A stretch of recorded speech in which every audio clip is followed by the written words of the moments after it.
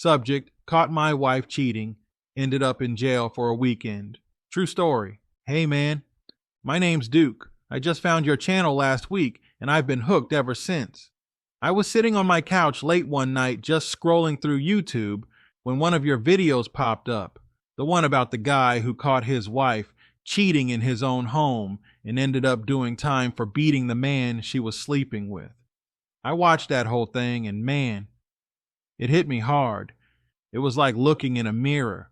I didn't go as far as that guy did, but I came dangerously close. I spent a weekend in jail, got hit with a fine, and now I've got a record that'll probably follow me for a while. But if I'm being honest, I can't even say I regret standing up for myself that day. I regret losing control, sure, but not defending what I thought was my home, my marriage, my life.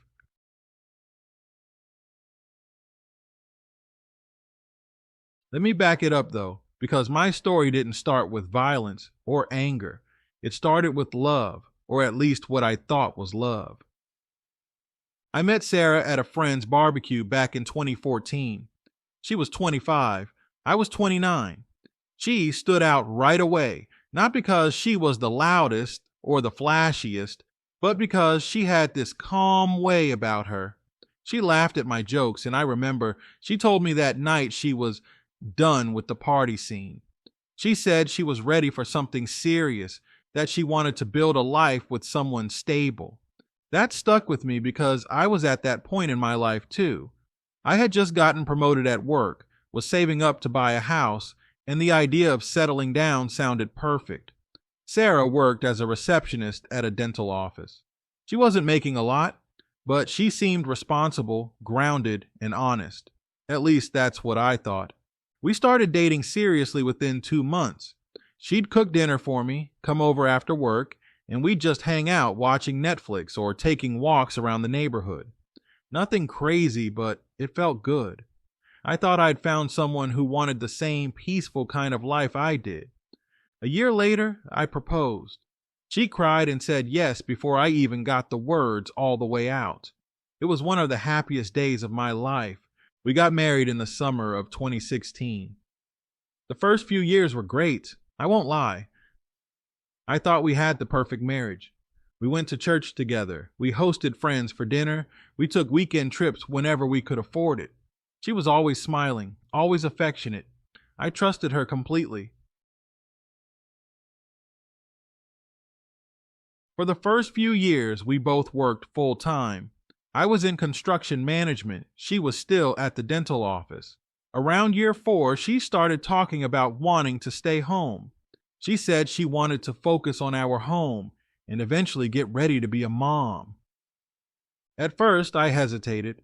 Money wasn't tight, but it wasn't endless either.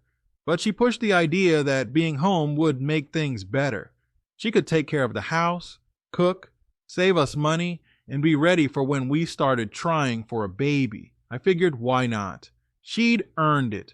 She'd been a good wife, never gave me a reason to doubt her. So in 2020, I agreed. She quit her job, and I told her I'd handle the bills. I was proud to be able to do that for her. I thought it was what a good husband did. For a while, things stayed smooth. The house was always spotless. Dinner was ready every night, and she always greeted me with a smile when I came home. But over time, I noticed she started going out more. To run errands, she'd say, or to get some air. At first, I didn't think much of it. Everyone needs space. But after a few months, it became routine. She'd dress up a little more to go grocery shopping. And when I'd ask who she was meeting, she'd just say, "Nobody, babe. I just like looking nice." That's when I started getting that gut feeling something was off. You know that instinct that tells you something's not right? Yeah, that one. The day it all came crashing down was on a Thursday in late March. I was at work on lunch break when I got a call from Sarah's phone. I answered, but no one spoke. I said, "Hello? Sarah?" Nothing. Then I heard muffled sounds like someone talking in the background. It lasted maybe 5 seconds before the line went dead.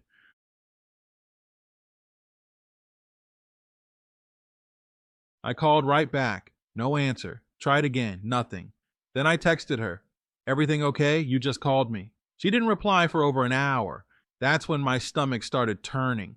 When she finally texted back, she said, "Oh, sorry, must have butt dialed you. I'm out running errands." I knew right then that wasn't true. She didn't even use that phrase, butt dialed. It felt rehearsed. That small accident changed everything because I couldn't shake it. My lunch break was almost over, but I told my boss I had a family emergency. I hopped in my truck and drove home. When I pulled into the driveway, her car was there. The blinds were half closed, but I could see movement inside. My heart was pounding so hard I could hear it in my ears. I don't even know how to explain the mix of emotions. Confusion, anger, panic, heartbreak, all at once. I unlocked the door and stepped inside. I heard noises coming from the bedroom, our bedroom. When I walked in, it was exactly what you'd imagine. My wife, naked, tangled up with another man in our bed. I froze for a second. I couldn't process what I was seeing. Then something in me just snapped. She screamed when she saw me. The guy jumped up and started grabbing his clothes, saying, "Yo, chill, man," like I was the crazy one. I told him to shut up and get the hell out. He smirked and said, "She told me you were boring, bro. Guess she needed a real man." That's when I lost it. I swung and caught him square in the jaw. He stumbled and I went after him. I don't remember every detail, but I know I got a few good hits in before Sarah jumped in the middle, screaming for me to stop. He tried to swing back, but he was outmatched. I dragged him toward the front door and threw him outside, half dressed and bleeding from his nose. I told him if I ever saw him near my house again, I'd finish what I started. Then I turned to Sarah and told her to pack her stuff. She tried crying, saying, "Please, Duke, I'm sorry, it was just a mistake." I didn't want to hear it. I told her to get out before I completely lost control. I must have scared the neighbors because about 10 minutes later, I heard loud banging on the door. "Police, open up!" Before I could even react, they kicked the door open and came in yelling, "Put the weapon down." I didn't even have one. I guess someone called and said I was armed. They cuffed me right there in my own living room.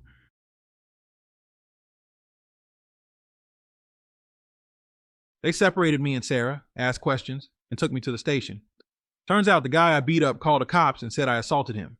He didn't mention that he was sleeping with my wife in my bed. I spent the weekend in jail. Monday morning I was released, but I had to go to court later that month. The judge gave me a fine and probation, and I've got a record now for assault. Sarah didn't press charges, but she also didn't defend me. She told everyone I lost control and attacked an innocent man. After I got out, I told her it was over. She begged me not to end things. She said she made a huge mistake and didn't want to lose me. But I couldn't even look at her without seeing that image burned into my head.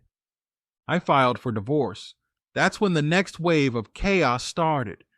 During one of the early court hearings, she dropped a bomb. She said she was pregnant. That stopped the whole divorce process. The court wouldn't move forward until the baby was born and paternity was established. For months, she tried to convince me it was mine. She said things like, "I know we weren't intimate as much, but remember that one weekend?" I knew deep down it wasn't mine, but I had to wait it out. When the baby was born, I paid for the paternity test myself. 2 weeks later, I got the results. 0% probability of paternity. That paper felt like both a knife and a release. I was crushed because I once loved this woman enough to start a family with her, but relieved because I didn't have to tie my life to her lies any longer. Once the results came in, the divorce went through. I walked out of that courthouse feeling lighter than I had in years. It's been about 2 years now since all that went down. I still have to check yes on forms asking if I've ever been arrested, and yeah, it still bothers me. But it's a reminder to never let emotions take control again and to never ignore red flags.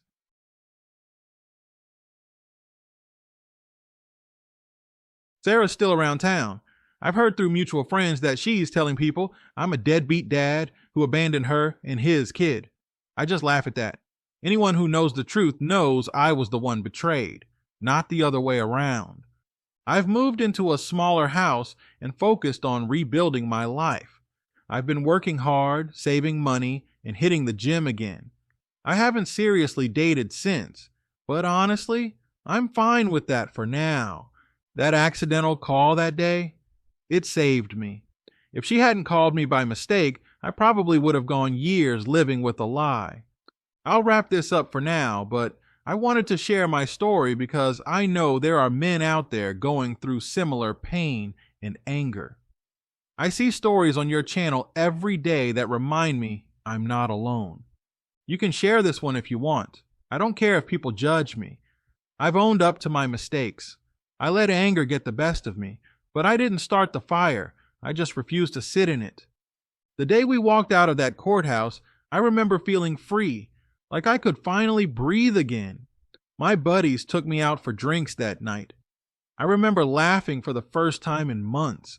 It felt good. But that high didn't last long because, within a week, Sarah was already causing problems. First, it was the social media post. She went on Facebook and wrote this long, dramatic post about how some men don't know how to be fathers and how women always end up picking up the pieces after being abandoned. She didn't name me directly, but everyone knew who she was talking about. I had mutual friends blowing up my phone saying, "Bro, she's throwing you under the bus on Facebook." I ignored it at first. I figured let her vent. People would eventually see through her lies. But she didn't stop. Over the next few weeks, she kept posting vague quotes about toxic men, fake love, and deadbeat dads. She even posted a photo of that baby, writing, "My whole world, even if his so-called father wants nothing to do with him." That one really pissed me off. She knew damn well I wasn't that kid's father. We had a legal document proving it. Yet, she still went online trying to make me look like a monster. At that point, I was furious. I called her and told her to take it down or I'd contact my lawyer. She just laughed and said, "You can't prove I'm talking about you."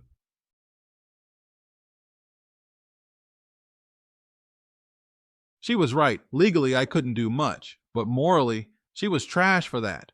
After the Facebook stunts, she started showing up where she knew I'd be.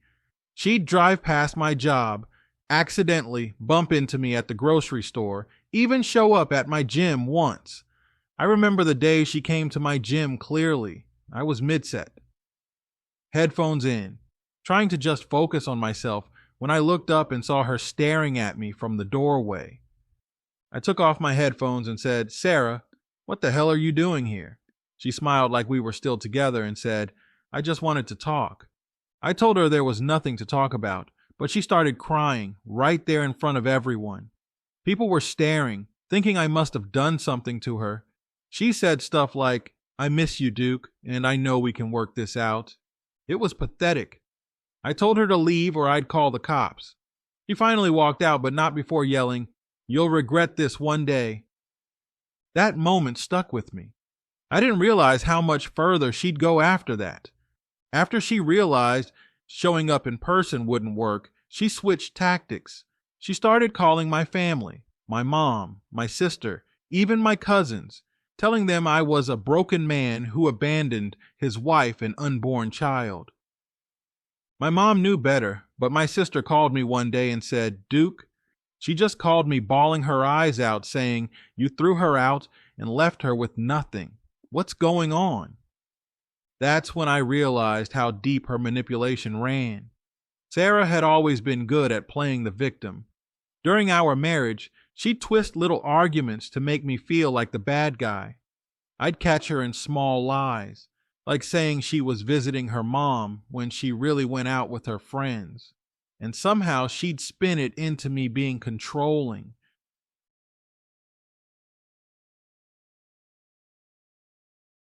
Now she was doing the same thing, just on a bigger scale. She even contacted my job at one point. Yeah, she actually called my workplace and told HR that I had anger issues and might be a threat. That was her way of getting back at me for ignoring her. Luckily, I'd been with the company for years and they knew me well enough to see through it.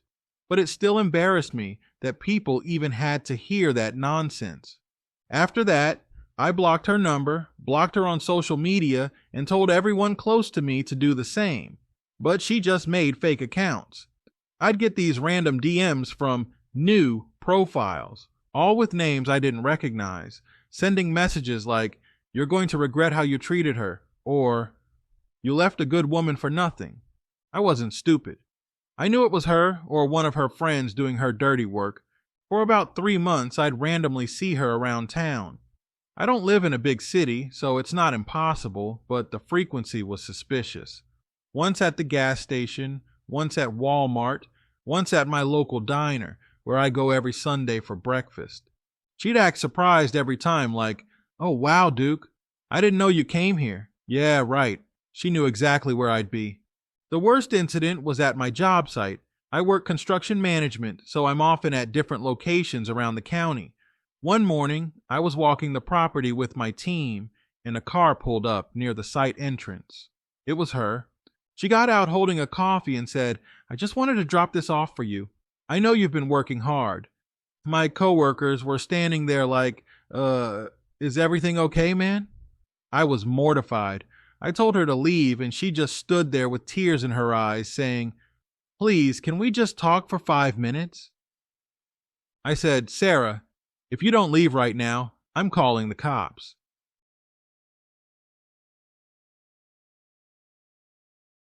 That did it. She got back in her car, slammed the door, and sped off. The next day, she posted on Facebook about being rejected by the one person she ever loved. That post got hundreds of sympathy comments from people who didn't know the truth. She lived off that pity. The breaking point came a few months later. I was finally starting to feel normal again, focusing on work, hanging out with friends, hitting the gym, and minding my business. One night, I was out with a few buddies watching the game when I got a call from an unknown number. I ignored it. Then another call came through. This time, I answered. It was Sarah's mother. She said, "Duke, you need to come over right now. Sarah's not doing well." My stomach dropped. Despite everything, part of me still felt responsible for her, so I drove over. When I got there, Sarah was sitting on the couch, crying. Her mom said she'd been depressed and talking about ending things. I sat across from her and said, "What's going on, Sarah?" She said, "I just can't do this anymore. Everyone hates me. You hate me. I lost everything." I told her I didn't hate her, but I wasn't coming back. I said, "You made your choices and I've made mine." Then she said something that sent chills down my spine. "If you won't come back, then you'll wish you had." I didn't know what she meant at the time, but I'd find out soon enough. 2 weeks later, I got a call from the police. They asked me to come down to the station. When I arrived, they said Sarah had filed a complaint. She claimed I'd been harassing her. My jaw hit the floor. Me? Harassing her? She told them I'd been calling her repeatedly and following her around town. Luckily, I had proof I hadn't. I showed them my call log, showed them that she was blocked on every app, even showed text messages from her fake accounts.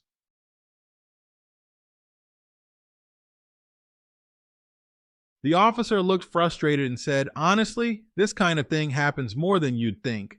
We'll note this down." I walked out of that station shaking with anger. I couldn't believe how far she was willing to go just to get a reaction. After that, word spread around town. Small towns talk, and when someone hears one version of a story, it grows legs. People I hadn't spoken to in years suddenly started treating me differently. A few even asked me outright, "Did you really hit her new boyfriend?" That rumor started because the guy she cheated with, the same clown I fought that day, started running his mouth too. He told people I jumped him for no reason, that Sarah was leaving me anyway, and I couldn't handle it. He didn't mention that I caught them in my bed. Of course not. For a while, I stopped going out. I didn't want to be around people or deal with the whispers. My weekends became quiet, just me, some takeout, and Netflix. But honestly, that solitude healed me more than I expected. I started channeling my energy into the gym. I'd always lifted, but now it became therapy. Every time I felt that anger building up, I'd hit the weights. After a few months, I'd lost weight, gained muscle, and felt more in control. I also started reading again, books about self-control, emotional discipline, even stoicism. I realized I couldn't keep letting Sarah rent space in my head. She wanted me to keep reacting, but I refused to give her that satisfaction. My friends noticed the change. One of them said, "Man, you look like you're finally living again." And he was right. Eventually, I started going out again, just casual things. Grabbing coffee, going fishing, seeing my nephews. Life started to feel normal. Just when things were finally settling down, she reached out again. This time, it wasn't through fake accounts. She emailed me directly from her old email. The subject line read, "Please read." I don't know why, but I opened it. She wrote this long message saying she'd been in therapy, realized how toxic she'd been, and wanted to apologize. She said she missed me, that she still loved me, and that she wanted closure. Part of me wanted to tell her off, but I didn't. I just deleted the email and moved on. I knew any response, even a negative one, would just reopen that door. I refused to step backward. It's been over 2 years since that nightmare ended. I've rebuilt my life slowly but surely. I bought a used truck, refinanced my house, and started taking small weekend trips again. I've even started dating. Nothing serious yet, but I'm taking it slow. I'm more cautious now. I pay attention to red flags. I trust my gut. My record's still there, but I'm hoping to get it expunged soon. My boss told me he'd write a character reference when I file for it. And Sarah, last I heard, she's still in town, bouncing between jobs and trying to keep up appearances. That guy she cheated with, gone. Rumor is he left her a few months after that baby was born. Karma took care of that one for me. Looking back, I see how easily anger can ruin a man's life if he lets it. I'm not proud of that fight. I'm not proud I spent a weekend in jail, but I am proud that I walked away when it was over.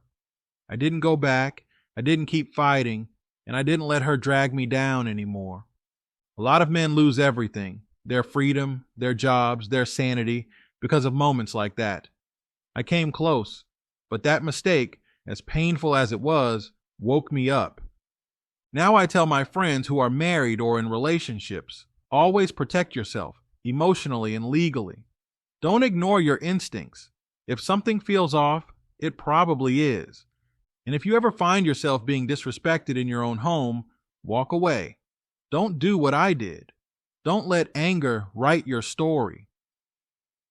After everything that happened, I realized the first thing I needed to work on wasn't finding someone new or even fixing my reputation. I needed to fix myself. For months after the divorce, I was just going through the motions. Work, gym, home, repeat. I wasn't talking to people. I wasn't laughing much. It was like I was alive, but not living. Then one night, I was lying in bed scrolling through videos on YouTube again, and I came across a motivational clip that said, "You can't control what they did to you, but you can control how long you let it define you."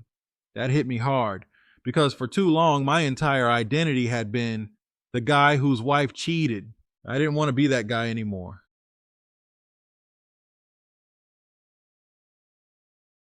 So, I started doing small things to reset my mindset. I cut back on social media completely. I started journaling, not in some fancy notebook or anything, just jotting down my thoughts in a notepad before bed. Sometimes it was angry rambling. Sometimes it was memories. Sometimes it was just a list of things I was grateful for. It sounds simple, but that habit helped me get a lot of junk out of my head. I also started reading again, mostly books about discipline, mindset, and emotional control. The Obstacle is the Way by Ryan Holiday was one that stuck with me. It talked about how every hardship is a chance to grow stronger. And that's when I made a decision. I wasn't going to let Sarah's betrayal be the story that defined my life. It would just be one chapter, a rough one, sure, but not the whole book. One thing I didn't realize until I started healing was how much my divorce had affected my relationships with family. During my marriage, Sarah didn't like me spending too much time with my parents or my siblings. She always said things like, "Why don't you want to be home with me?" Or "Your family doesn't even like me." I'd brush it off back then, but she had slowly isolated me from them. After the divorce, I was embarrassed to face everyone. I thought they'd judge me or pity me. But when I finally visited my parents again, my mom hugged me like she hadn't seen me in years. She said, "Duke, we never stopped loving you. We were just waiting for you to come back around." That hit me right in the chest. I started visiting them every Sunday for dinner again. My dad and I worked on fixing up his old truck in the garage, like we used to when I was younger. My sister would stop by with her kids, and it just felt good to be around family again. People who knew me before all the drama. It made me realize how important it is to have people in your corner. When you go through betrayal like that, isolation becomes your comfort zone. But the truth is, healing really starts when you reconnect with the people who genuinely care about you. Before my marriage, I used to have hobbies, fishing, tinkering with cars. But during my marriage, those things faded away. Sarah used to say stuff like, "You're always in that garage," or "You spend more time with that fishing rod than with me." So I stopped doing the things that made me happy.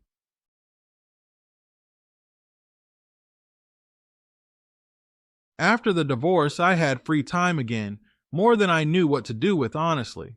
The house was quiet, sometimes too quiet, but I realized it was also an opportunity. I could finally do things for me. So I started fishing again. The first time I went back out to the lake, it was just me, my old tackle box, and a thermos of coffee. I didn't even care if I caught anything. I just wanted peace. Sitting out there, watching the sun rise, hearing nothing but birds and water, I felt something I hadn't felt in years. Calm. I also started fixing up my garage again. I bought some tools I'd sold years ago and started small, building shelves, repairing an old lawnmower, little things. Then I got into building projects. I made a coffee table from scratch, then remodeled a feature wall. Now my garage is my sanctuary. I've got the radio on, the smell of sawdust in the air, and my hands busy. That's therapy right there. If there's one thing that kept me from completely losing my mind after the divorce, it was the gym. At first, it was just a place to blow off steam. I'd put on my headphones, lift until my muscles burned, and just let everything else fade away. But over time, it became something deeper. It wasn't just about the physical part anymore. It was about discipline. Every rep, every early morning, every time I didn't feel like going, but did anyway, it built me back up piece by piece. A funny thing happened too. As I got in better shape, people started noticing. Friends I hadn't seen in a while would say, "Damn, Duke, you're looking good, man." Even strangers at the gym would nod or ask for advice. It wasn't about impressing anyone, though. It was about proving to myself that I wasn't broken. I've dropped about 20 pounds of fat, put on some solid muscle, and more importantly, my mind feels sharper. I wake up early, eat better, and don't drink nearly as much as I used to. I still get angry sometimes when I think about what happened, but now, instead of letting it consume me, I take that energy and use it. It fuels me to do more, to push harder, to keep improving. Work became another area where I focused my energy. For a while, I dreaded going in because my mind was always somewhere else. But now, it's the opposite. I actually look forward to it. I started volunteering for tougher projects, taking leadership roles, and just showing up as the best version of myself. My boss noticed too. He told me recently that I've really turned things around and mentioned there might be a promotion opening soon. That's something I'm proud of, because there was a time I didn't even care if I kept my job. I was so lost in anger that I just did the bare minimum. But now I'm motivated again. I even started taking an online certification course in construction management. I do it on weekends, just a few hours at a time. The old Duke wouldn't have bothered, but the man I'm becoming wants to keep growing.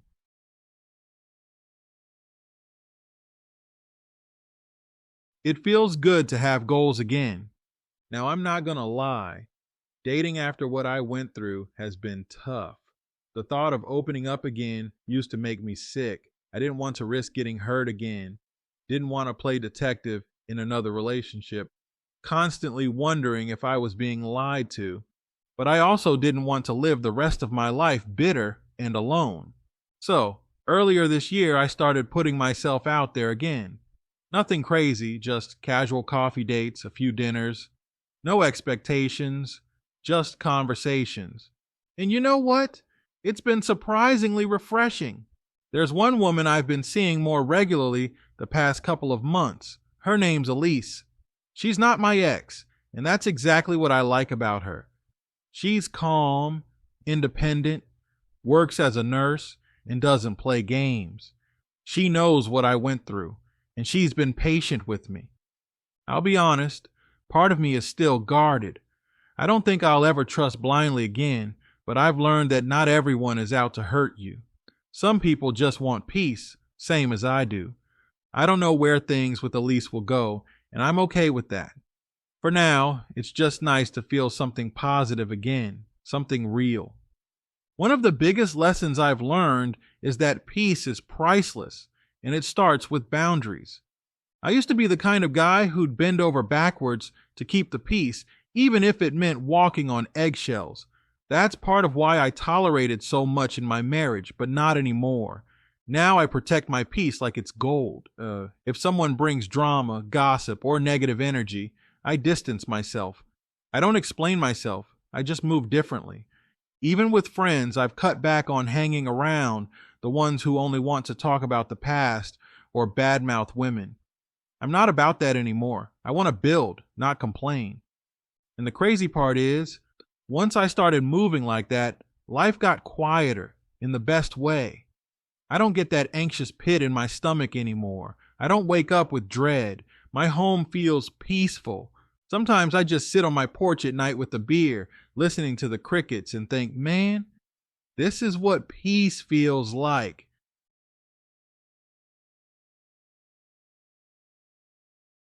People ask me sometimes if I'd ever forgive Sarah. Honestly, I already have. Not for her sake, but for mine. Forgiveness doesn't mean I'd ever trust her again or want anything to do with her. It just means I don't carry that hate around anymore. Because hate is heavy, man. It eats at you from the inside out. When her name comes up now, I don't get angry. I just feel indifferent. That's when I knew I'd truly moved on. She reached out a few months back through her mom, apparently still trying to talk. I told her, politely but firmly, to stop contacting me. I said, we've both got our own paths now. Let's just stay there. And that was that. No yelling, no emotion, just closure. If you told me a few years ago that I'd come out of that mess stronger, I would have laughed in your face. But it's true. I've learned patience. I've learned emotional control. I've learned that sometimes walking away is the strongest move you can make. I also learned that no one is coming to save you. Not your friends, not your family, not a new relationship. You have to save yourself. And that's exactly what I did. There were nights I cried. Nights I drank too much just to forget. Days where I didn't even want to get out of bed. But I kept showing up. I kept putting one foot in front of the other. Now when I look in the mirror, I actually recognize the man staring back at me. He's not broken anymore. He's battle-tested. These days, my life is simple, but it's mine.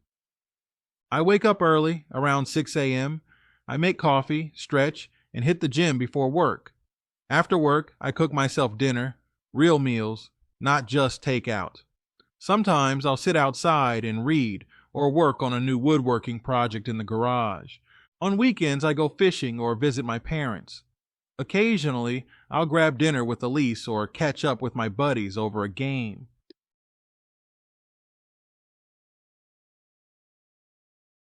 It's not an exciting life by social media standards, but it's peaceful, and that's all I want. If there's anything I've learned from all this, it's these three things. Never ignore your gut. The truth always finds its way to the surface. That accidental call from Sarah that day was the universe giving me a warning. Trust those instincts.